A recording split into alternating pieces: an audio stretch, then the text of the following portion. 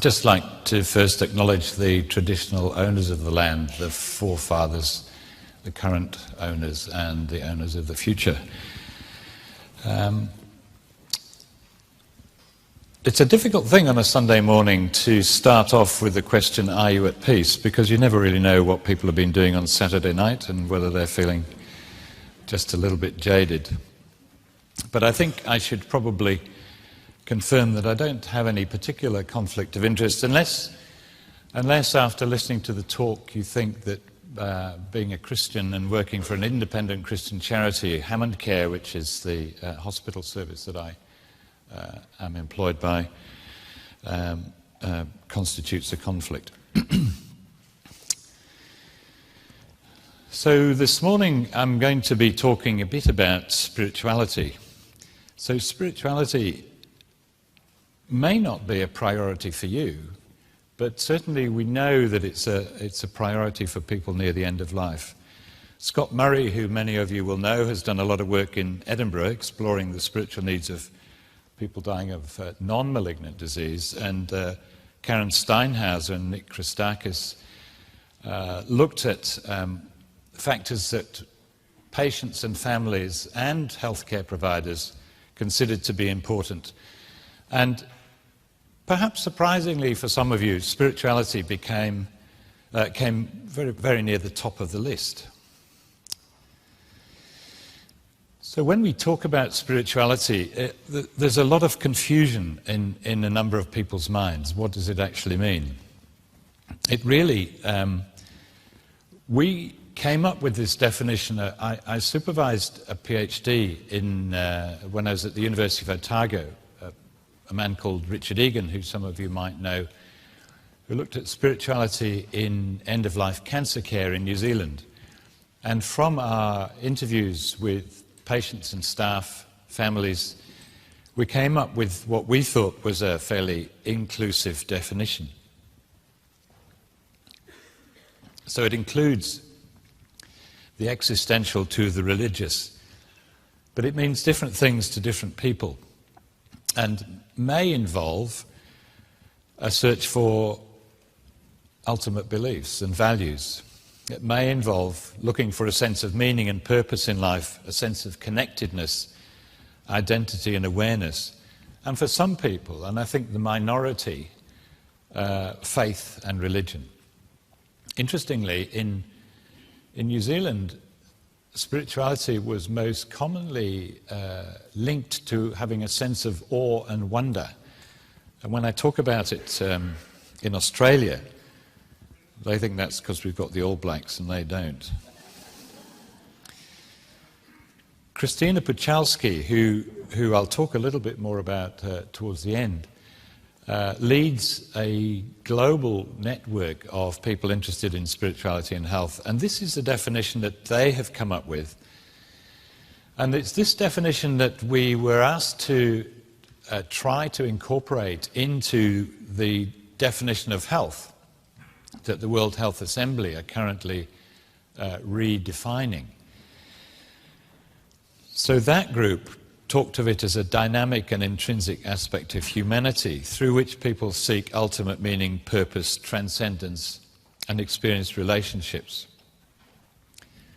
And our spirituality is expressed through beliefs, values, traditions, and practices. So you can see there really isn't a neat, snappy definition of spirituality, but what it certainly isn't is whether you believe in God or not. That can be part of it, but it's not inclusive. So what we also know from the work of a colleague of mine, Megan Best, in Australia, is that spirituality impacts on decision-making at the end of life. And if we look at people with high levels of spiritual well-being, we also find that they have improved quality of life, they cope better with disease, they adjust better to the diagnosis, and they're better able to cope with their symptoms. But perhaps even more importantly, it's a protection against depression, hopelessness, and a desire for death. So, improving spiritual support for people near the end of life, and many would argue throughout any course of an illness is a worthwhile task. So what is spiritual care? Well, it's a difficult concept to try to grab hold of, just in the same way that spirituality is a difficult concept. Richard, in his thesis, wrote that spiritual care is doing, saying, or allowing anything that assists a person's, a family's, a group's, or an institution's spiritual well-being. In Canada, they've become a bit more prescriptive, and I think it's a bit more helpful. Spiritual care addresses the ultimate concerns of the whole person, encourages healing through the nurturing of spirituality within the context of the person's beliefs and values. And one of the hospice chaplains said it in terms that were really quite easy to understand. We have to be with people and sit with them as they stare into the abyss and not look away, not withdraw from them. Now, that last comment is, I think, particularly interesting because those of you that know people who work in palliative care will know that they're all really nice people. They smile at you a lot. And when you go to a party or a dinner or something and people say, "What do you do?" And if I say, "Well, I work in palliative care, I look after people who are dying," there are two things that they do. The first is that they look at you and put their head on one side and go, "Oh." And then they say, "You must be a really special person." It's great for the ego, it's just not entirely true. But if I ask patients that I meet, because I'm interested in how they perceive their doctors, I say, "Well, how are palliative care doctors different from other doctors?" And the commonest response is, "Well, you're not afraid." And I think that means that we're prepared to sit down, look them in the eye, and talk about things that they might be worrying about. A lot of time in the hospital, maybe the doctors are a bit more rushed and maybe they don't have the inclination to talk about things that aren't to do with the management of disease. But I think providing spiritual care is part of that idea of being with. I don't really like the phrasing of journeying with people or walking alongside, but I think it's a question of people being very conscious that they are not going to be abandoned by us as palliative care doctors and by you as family doctors. So we need to try to work out what people's spiritual needs might be and the sort of needs that you might be required to help them with. And spiritual needs are often dependent on life before illness. And I think those needs are perhaps greatest when one's identity is challenged, when you become somebody different to who you thought you were originally. Now, a friend of mine in Perth, Doug Bridge, has a wonderful series of slides where he creates a sort of box of life's interests. And when you're well, spirituality is tucked away in the corner, a little box. Your family take up just under half of your life box. Your work takes up just under half of your life box. And then there are things like spirituality, your car, what's going on in The Bachelor this week, those sort of things. When you're ill, the work component shrinks a bit, the family component grows a bit, the car's less important, The Bachelor might be more important because you've got more time to watch it, but spirituality grows, the spirituality component grows, because you begin to think, well, you know, what's happening to me now? When you're dying, the work part is shrunk away, the family part may not be that much bigger, The Bachelor's gone, the car is gone, but the spirituality component is much, much bigger. And unless you've spent time listening to people who are dying, you may not quite understand the importance of that component of their being. So their spiritual needs may be religious. For a small number of people, those spiritual needs may be religious. They may need to see a priest, they may need to make confession, they may need to have the sacrament of the sick, or whatever it is. For much more people, the idea of gaining a sense of meaning and purpose. What was life about? What is life about? Why is this happening to me? What did I do wrong? All of those big questions that you're not going to answer, but they're questions that people will be asking. And another very common spiritual need is the ability to find peace of mind. And if you think about your own situation, peace of mind might be related to relationships, finances, hopes, fears, humour, your identity, and the sort of congruence that runs through the whole of your life. Correspondingly, blocks to peace of mind include pain and anger and fear and guilt and regret and worry, uncertainty, grief, despair, all of those things that you might imagine people are experiencing at some point or other during this illness that they're not going to be cured from. So here we come to the question, are you at peace? If you're going to have a conversation with somebody about these things, which are of great importance to them, how are you going to start it? And quite simply, the question, are you at peace, has been demonstrated to be of great value. It's a bit like the are you depressed question, which you may or may not think is useful, but certainly my experience of using the are you at peace question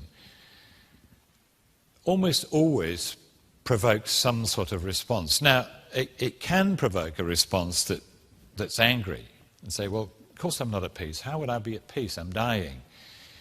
But more commonly, when I ask that question, people say, well, yes, I suppose I am, but they don't answer very quickly. It's always a question that enables them to reflect and think, well, am I at peace? Another useful question to start this conversation about spiritual care might be something like, what does your illness mean to you? And that, in a sense, is a very telling question, because, again, it makes people think, well, what does it mean to me? And you need to be prepared not to have an immediate, quick answer. If you feel prepared, you can ask people to tell them about their faith, or you can ask, if you know that they've got a faith, whether this illness is challenging their relationship with their God. You can simply ask the question, are you wondering why is this happening to you? Or you can go and have the conversation about afterlife. Or again, if you don't want to be perceived as being controversial at all, you can simply ask what gives your life meaning. Because again, if you go back to those definitions that we had at the beginning, for some people it's their family that gives their life meaning, for others it is their religion that gives their life meaning.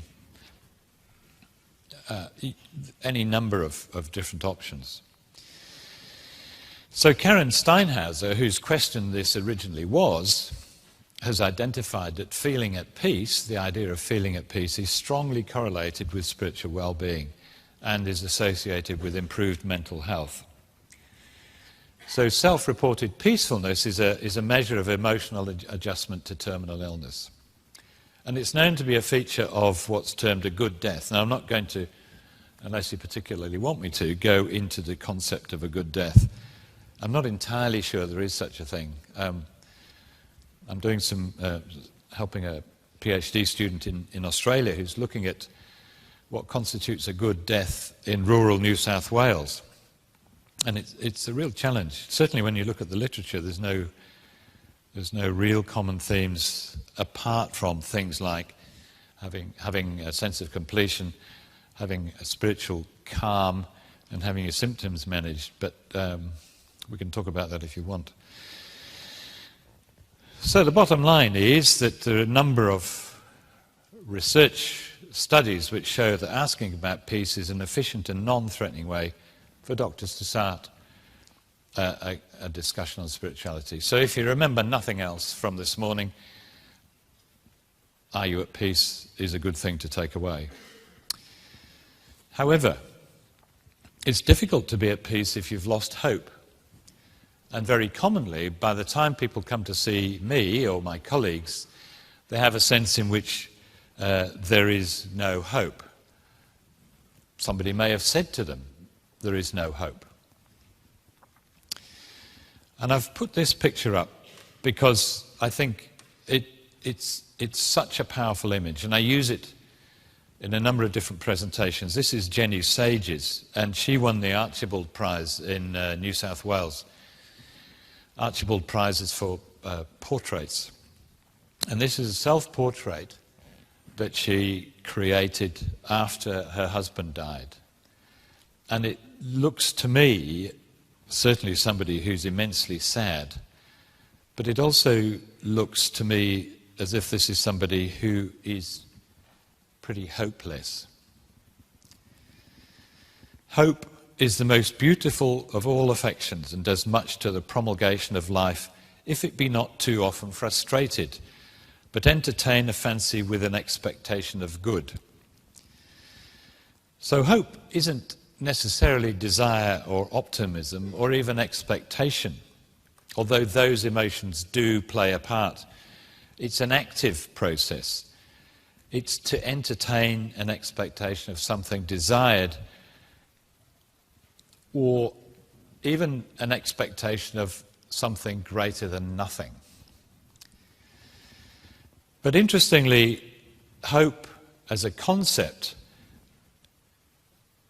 provokes different feelings. We ridicule those who've got too much of it, and we hospitalize those who have too little of it.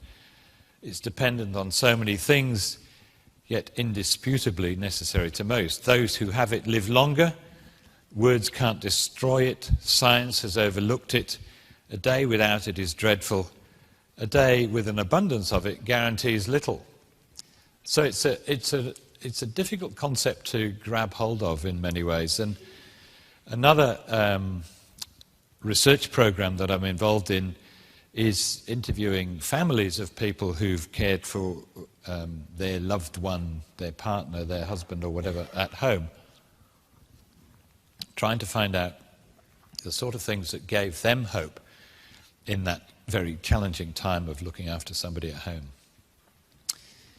So it may be important to consider what you hope for. And you might like to just spend a couple of minutes and think about the things in your life, and talk to somebody next to you, things in your life that give you hope. Will you do that for a minute or two? That means you've got to speak to somebody else.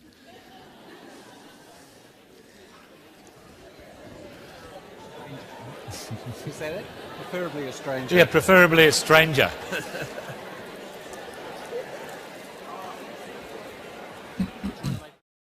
Okay. Now, does anybody want to own up to what they hope for?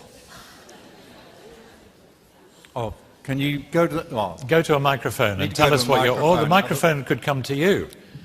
Go and stick it in front of somebody's face.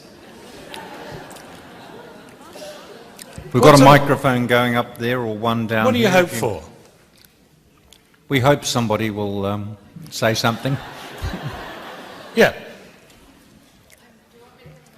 Yeah, please do. Otherwise, there's a microphone just behind you. Yep. Yeah. Oh, it's coming. I was just discussing hope, and I have small children, so for me, my hope for myself and for my family is that we'll get through life unscathed. Right. Have what we need. That's a good hope. Yeah. That's a good hope. What else? What else do you hope for? Got one there, one here. My hope was to reach retirement and to be able to enjoy it. Right. Yeah, good. That's a long way away, though. My hope is just to make the world a little bit better. Nice. That's a lovely hope. Okay. So, It's significant. I'll just give myself a plug. I wrote a book called The Unknown Sea, and this is the artwork from the cover. It's a John Constable painting. It's a book about poetry. Go to any good bookshop and you'll find it. All of those hopes are actually quite a long way away, aren't they? They're as if you're looking, probably as if you're looking through binoculars out into the distance. And certainly when I talk to medical students about what they hope for, it usually involves paying off their student loan, buying a house, getting a job, getting married, having children, watching them grow up, all that sort of thing. But the reality is that if somebody's dying, they don't have their binoculars set out at a very long focus, except that they might, and that's why the perception is that they don't have any hope, because they think they're not going to get to see their grandchildren achieve their full potential or whatever it is. And so the trick in palliative care really is to turn the binoculars round, and so that you're looking right up close. What do you hope for? Well, I hope that I might get a good night's sleep. I hope that the person that I love most will hold me. I hope that my granddaughter might come and see me. I hope that I might smell a rose, or feel the sun on my back, or the wind in my hair, if I had any. So developing hope near the end of life, it provides a different context for your hope. You have to, in your illness, develop a realistic assessment of the predicament or threat. And if you're dying, then the immediate predicament is that you're going to die. You have to envisage alternatives. And so each day, when you wake up and you go and talk with this person who you're caring for, you might say, well, what is your goal for today? They may have goals that are a week out or a month out or a year out, but they may be unrealistic. And so if you help them to create a goal for today, that can be really positive. You need to help people to brace for negative outcomes, because shit happens. Something is going to go wrong, and the things that you might have hoped for may not be achieved. So that's a negative outcome, and you mustn't be too devastated by that. You have to help people to create a realistic assessment of their resources and the resources that are available to them externally. You have to help them to solicit mutually supportive relationships. You look for signs that reinforce those selected goals, and you have to help people in their determination to persevere. Physicians, 3/4, and nurses, over half, were most frequently identified by participants in this study of oncology patients. It's a little study, but it's still significant, I think, in contributing to their hope. And how did they do that? Not hard. Being present. Taking time to talk and listen, interact with people, was the most effective way that healthcare professionals inspired hope.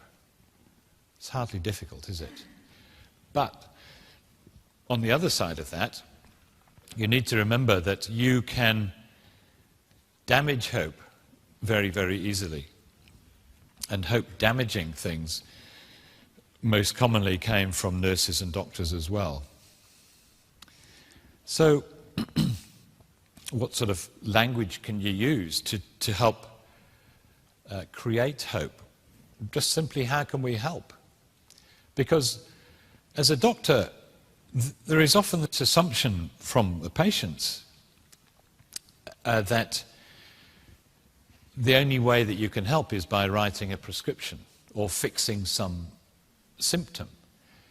And certainly it's surprising to me still, after 26 years in palliative care, when I go and see families and they say to me, why are you asking me all these questions? Nobody's asked me these questions before. And they're to do with them as a human being. It's to do with their relationships. It's to do with what makes them laugh, what makes them sad. You can ask people what's the worst possible outcome for this situation. you can ask them what the best possible outcome for the situation is. What's the smallest change that could increase your hope? And what would you do differently if you were more hopeful? So those sort of questions might help people reframe this concept of hope in order that they can get a sense of peacefulness. People see their suffering in terms of loss. And if you know the work of Eric Cassell, you'll know that his idea of suffering is that the integrated self, when it begins to disintegrate, part of it begins to peel away, whether it's the physical part or the social part, the spiritual part, the sexual part, the financial part, that's when suffering begins to happen. And your job, if you're going to relieve suffering, or ameliorate it anyway, is to help those parts to be reintegrated. And so the loss of hope is part of that disintegration. People have this sense of fighting an unending battle, which I think is really unfortunate. And a lot of people with cancer now are getting a bit browned off with this idea of it all being a battle. Battles are really tiring, and somebody loses.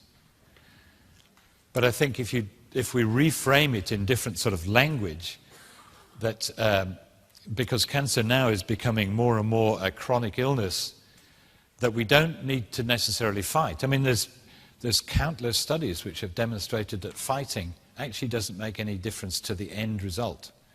It might make you feel better during the time, but you use a lot of energy which could be used in other ways. And the idea of having no future creates a sense of hopelessness as well. But of course people do have a future. It's just that the future may be shorter than they would have liked.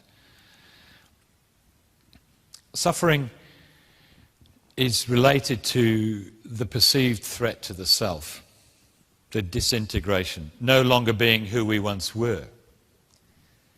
So my main job in life is as a parent and a grandparent and a husband, but I'm a brother, a son, an uncle, a teacher, a researcher, a clinician. When I'm dying, I'll still have those titles, but I'll be doing different roles. The roles will be changed. And I have to learn how to take on those new roles, the different way in which I can be a husband or a father or a grandfather. Some people love charts, tick box charts.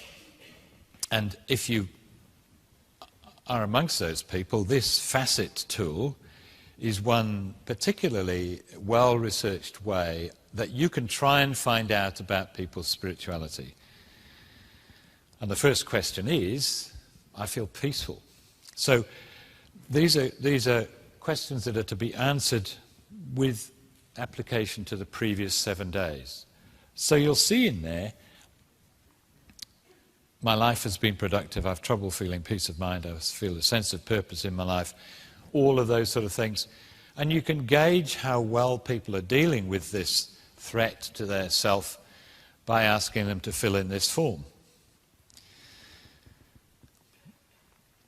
Perhaps a simpler tool would be the Ficker. The Ficker is a tool that Christina Puchalski developed. And again, it's a little bit simpler. And there are just 4 questions in here. What things do you believe in that give your life meaning? Is it important in your life? Or what role do your beliefs play in regaining your health? The community part, are you part of a spiritual or religious community? And the address part is, how do you want me to deal with this in relationship to your health care? Because these are, if we're thinking about caring for a whole person within the context of a family and a community, then these are very relevant questions. But I think you also need to, and I've put this in because I'm a fan of Arthur Kleinman, this adjustment for culture, because people that you're caring for may have a completely different culture, completely different faith, belief system, whatever you call it. to you, and it's important that you know for the people that you're caring for, who, when you have a problem, who do you turn to? What is your first port of call? It may not be the doctor, it may be somebody else in their community. Who would you like to be involved? What have you done to treat your illness, to manage what's happening to you? Is there anything that might conflict with your treatment regimen? What are you doing that would conflict with what I'm trying to do? And are you feeling comfortable or uncertain about what we've decided to do? So those are very simple questions that you might think about asking in any of your practice. So if we want to try to find out about how to do spiritual care, well, it's kind of intuitive. It's what you do, I think you do,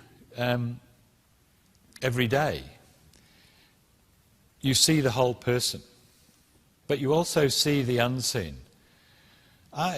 When I was working in Dunedin, there was an older physician who gave a great lecture to the medical students based on the concepts of Sherlock Holmes. And he used snapshots of people's bedrooms or their hospital rooms with various elements in to give you clues about who this person was and what gave their life meaning.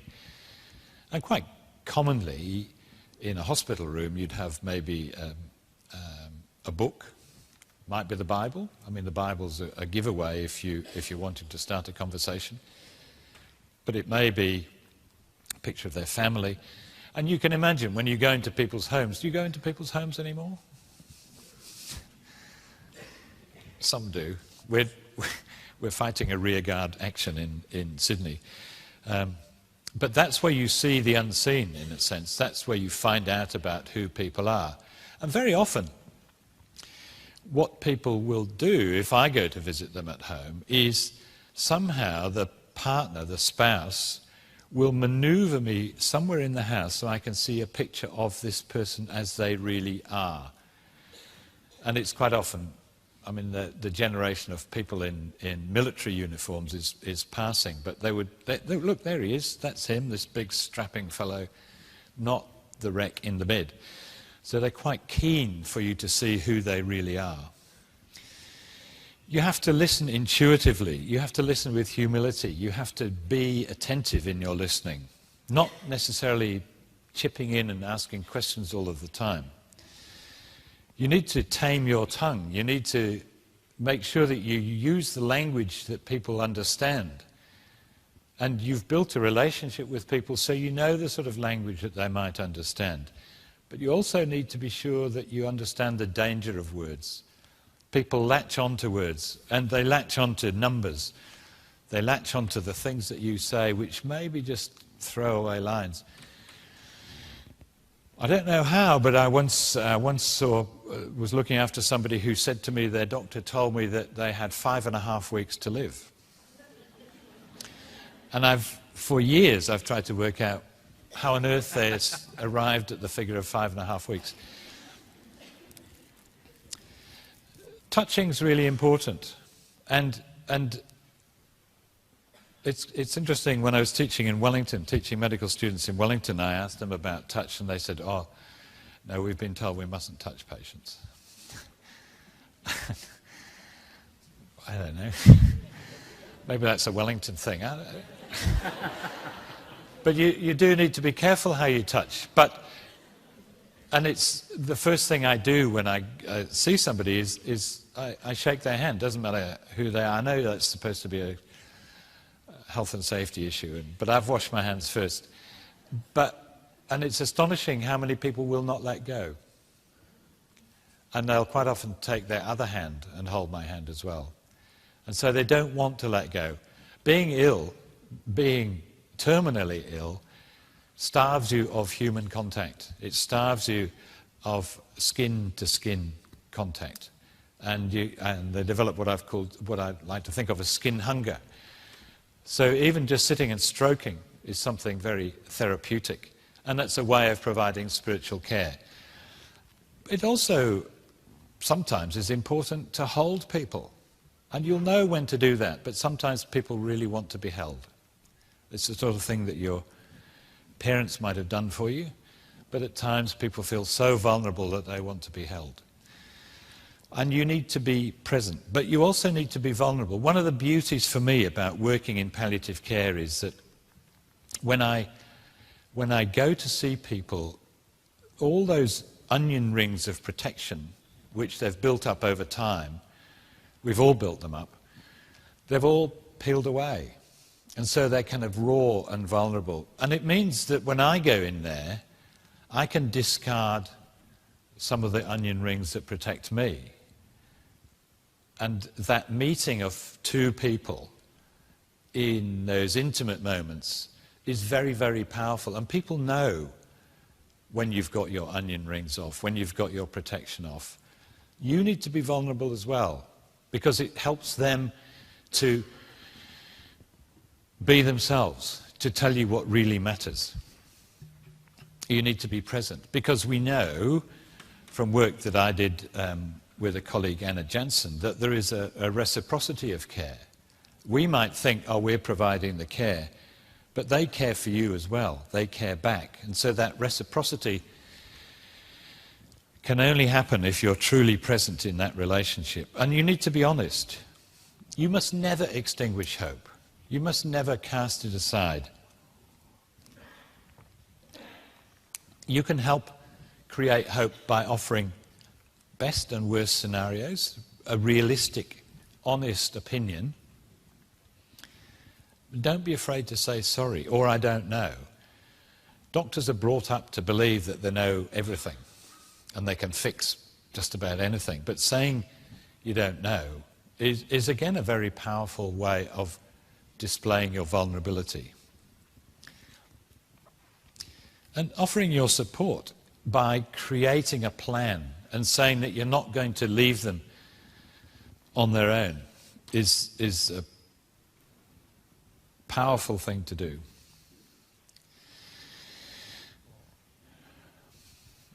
And when you close this conversation, you have to make sure that they know that you're going to be there no matter what. You're going to be there into the future for whatever they might need.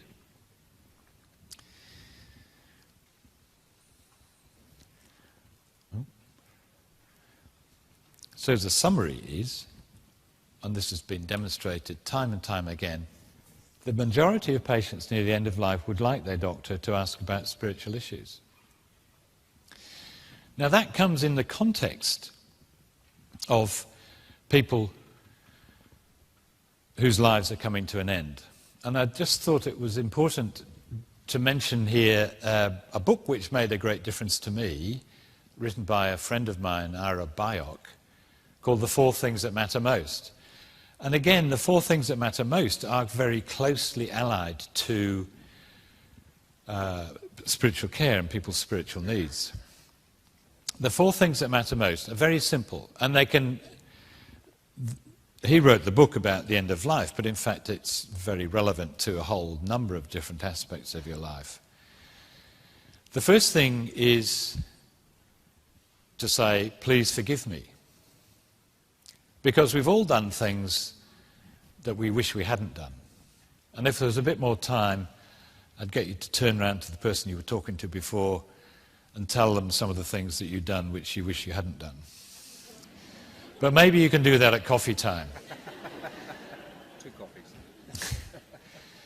But asking for forgiveness is a really important thing to do, and it helps people develop peacefulness. The second thing to do is to say, I forgive you. Because the people that we love may have done things that we wish they hadn't done. And asking forgiveness for yourself, the counterbalance to that is providing forgiveness to them.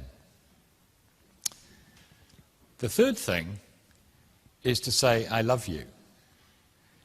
And you say, I love you to the people who mean the most to you, and you may not have said that out loud, It may be that you've said it out loud to your partner or your children, but you may not have said it to your cousins or your doctor even, because there is a sense in which that the virtue of love is part of what the medical consultation is about.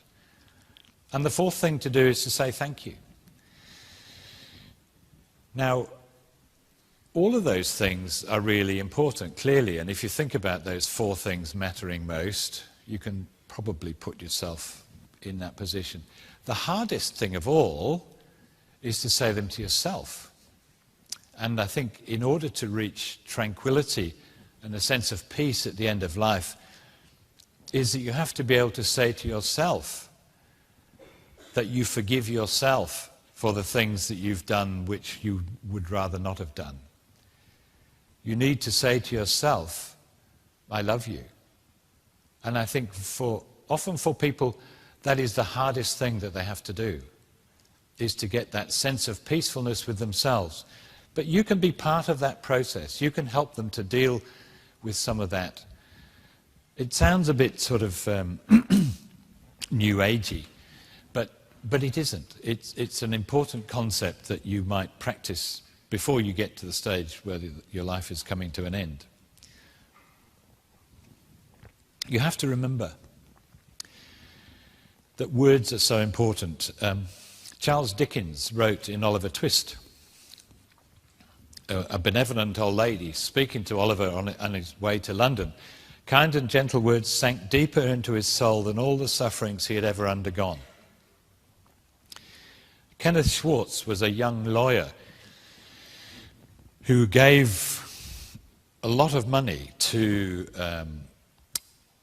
healthcare in America to set up what has become known as the Schwartz Rounds, which relate to the feelings that doctors have. It's like a grand round only about feelings and emotion, and is enormously powerful in palliative care teams in England. We're trying to do it in Sydney. So instead of people standing up and saying, here's a case of oogly googly disease and I'm really smart because I diagnosed it and you all missed it, it's a question of, here's a case of oogly googly disease and this is how I felt when I was looking after this person. Schwartz wrote, I've been touched by the smallest gestures, a squeeze of a hand, a gentle touch, a reassuring word. In some ways, those quiet acts of humanity felt more healing than the high-dose radiation and chemotherapy that hold the hope of a cure. Nietzsche, it's not so much the suffering as the senselessness of it that is unendurable. But you can make a difference. You can make a difference in helping people to create sense, to get a sense of calm and peacefulness in their life. If you want to know a little bit more about the global network of spirituality and health, that website gives you access to the global network, and it's full of all sorts of interesting bits and pieces. And the website at the bottom, the Palliative Care Bridge, is a website that I was part of setting up. It contains, as it suggests, it's about palliative care.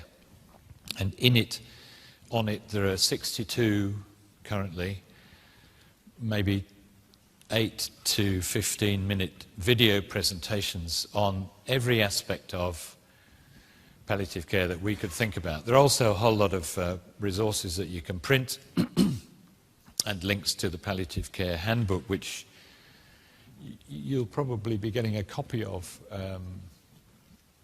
later on in the year, a free copy, we're hoping. So there you go. I think that's me done. So thanks very much.